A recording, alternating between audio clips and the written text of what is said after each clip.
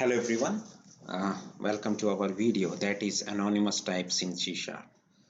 So in this video we will go through what are anonymous types. We will have a single view of in .NET related to anonymous types, and after that we will also go through anonymous methods in C Sharp, and we can have a short view of anonymous methods on the demo on the .NET.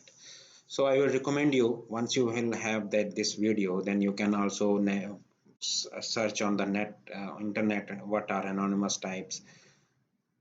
So we will first go through this PPT. So I'm just starting it. So anonymous types in C Sharp. In this video we will go through introduction on anonymous types. So what are anonymous types are? Anonymous types, as the name suggests, it is the type that doesn't have any name. That means anonymous is simply English word, and it generally means that undefined. That means that we don't have any name to the variable, but still we have a type. So C Sharp allows you to create an object with the new keyword without defining its class. So as we know that if we have to create a new object, then we should have a class, right? That is a mandatory condition for creating an object. But C Sharp has the feature that you can still create an object, but there is no need to define its class. So how can we do that? We can do that with the help of anonymous types. So anonymous types provide a convenient way to encapsulate a set of read-only properties. We can have only read-only properties. There cannot be write properties. There should be only read-only properties into a single object without having to explicitly define a type first. That means we can make a set of read-only properties into a single object, but we have no condition, we have no force to define the type of that object. It can be decided at the dynamic time or at the runtime. Then type name is generated by the compiler itself. .NET compiler generates the type according to the read-only properties we are passing it to it, and is not available at the source code level. That means it is a duty of the compiler to generate the type of that object, and developer don't have to bother about the defining the type at the source code. The type of each property is inferred by the compiler. That means compiler generates the property. So before pointing to the summary of anonymous types, let's move to one simple program where we are defining these anonymous types. So we have a console application, that is program, and anonymous is the name of that application. And you can see this code of block is the anonymous type. That means we are generating one anonymous type, right? And creating a new object of the read-only properties. First property, second property, and third property, right?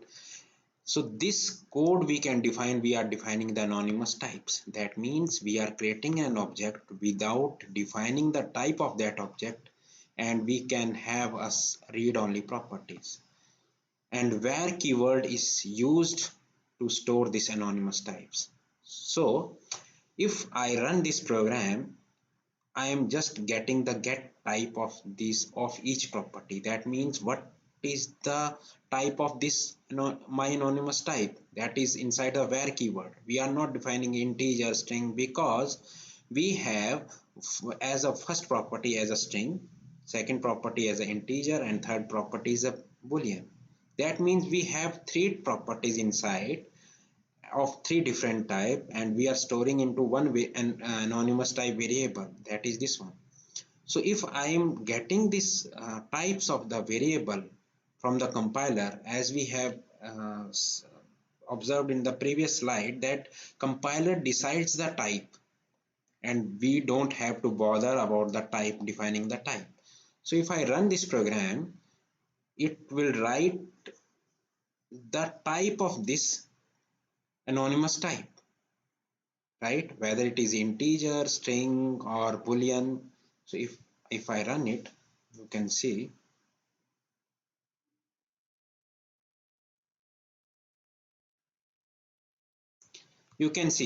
it is anonymous type, and we have system.string, system.32 and system boolean.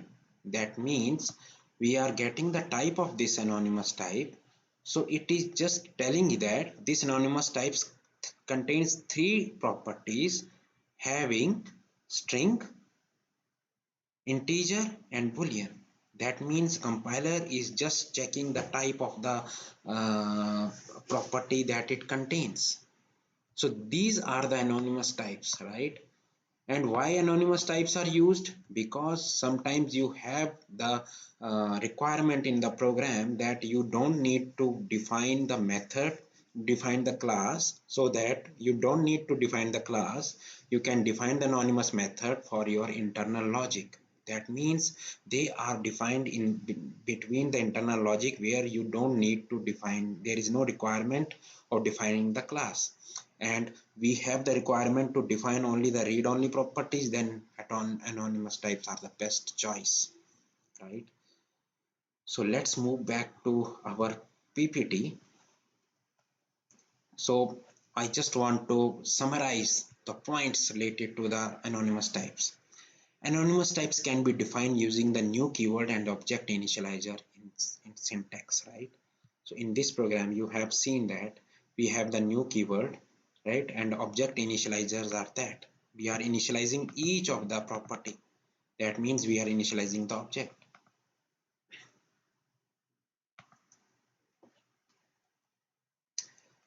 The implicitly type variable where is used to hold an anonymous type. Whenever you are making the anonymous type, you have to put the where keyword in before prefix as with the anonymous type, right? That means where is the keyword that stores the anonymous type. Anonymous type is a reference type, and all the properties are read only. These are the reference type because we are creating the object and we have the new keyword attached to that, and objects are the reference types. And remember, we can define only the read only properties. So that means that anonymous types are used to read the logic or read the value from destination, right? The scope of the anonymous type is local to the method where it is defined. In the in uh, previously we just saw that we can define the anonymous types inside any class or any method where you don't have the requirement to create a separate class. That means it can hold the temporary data for your logic. So what that means? That means that in the scope is of the anonymous types are inside the methods. That means we have a method public void abc, and we are defining the anonymous types there. But if you want to use that anonymous types inside another method, that you can't do, because the scope of this anonymous method is inside the method where it has been defined. So these are the anonymous types. So next question comes, what are anonymous methods? Anonymous methods are also same as anonymous types. They don't have name, right? And they were the feature of .NET C Sharp 2.0. And why they use it is useful when the user wants to create an inline method. That means you have the requirement that you have to create the inline method, not a separate method. And you also want to pass parameter in the anonymous method like other methods. These are just like other methods, but what is the difference between normal methods and the anonymous methods?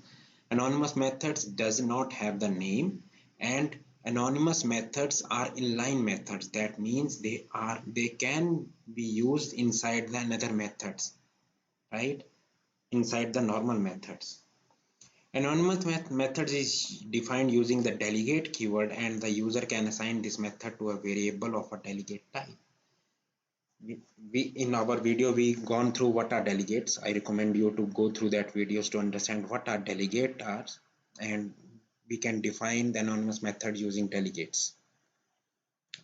So let's move to small demo related to delegates, anonymous methods. So these were the anonymous types. So let me comment it out, and let me comment this again, this again, and let me do that.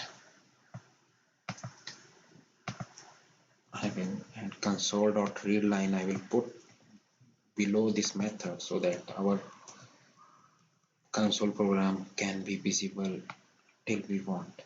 So we have one delegate, public delegate void.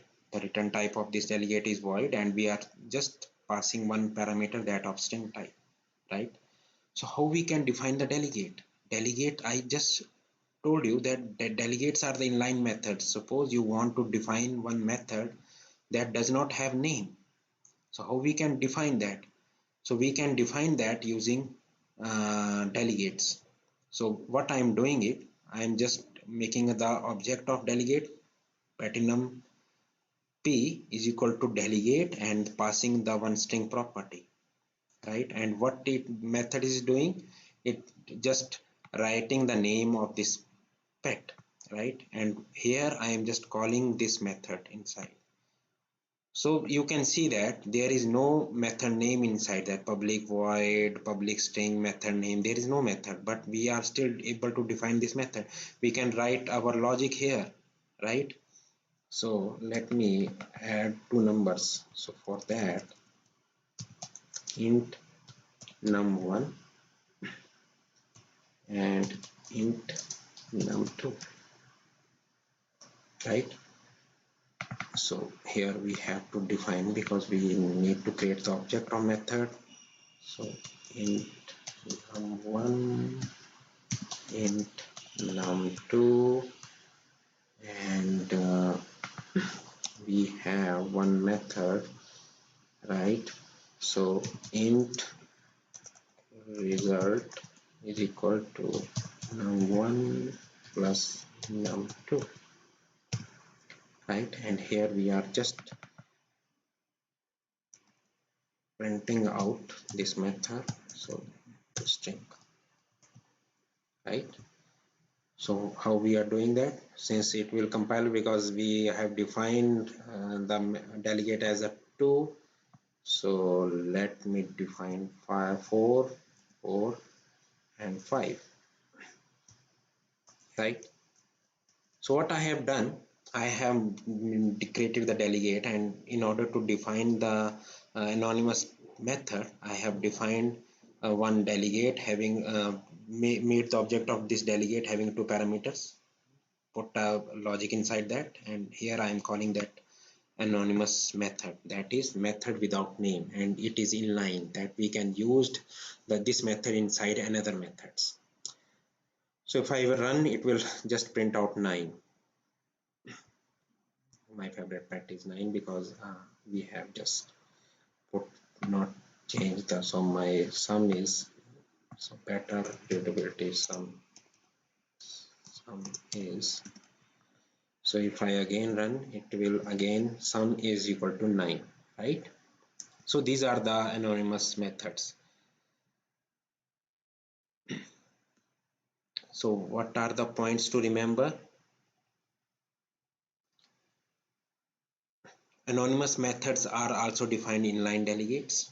Using this method, you can create a delegate object.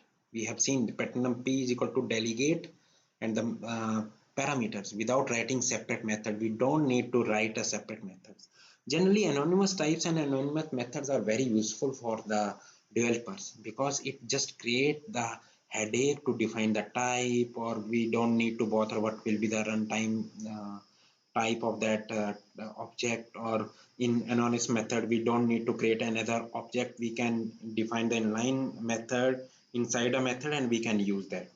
This method can access variable present in the outer method. Such type of variable is known as or outer variable, shown in the example in the this. And the scope of the anonymous method is just inside the method where it has been defined. We can't define the method anonymous types inside outer methods. That means where we are defining the anonymous methods only there we can call that anonymous methods. So friends, I will also suggest you to search more on the net why we are using anonymous method, what are the limitations, what are this. So we have in this video we gone through only the basic introduction, what are anonymous types are, what are anonymous methods, what are the points to remember while you are using anonymous types and as well as anonymous methods. So we have our one channel that is Code Virtual, and in this channel we are just putting every day our tutorials related to Microsoft technologies, either it is C Sharp, PowerShell, Core, Azure, and also if you have any requirement specific to another technology, then we can also arrange um, special person for you so that you can ask queries, you can go through the tutorials in this video.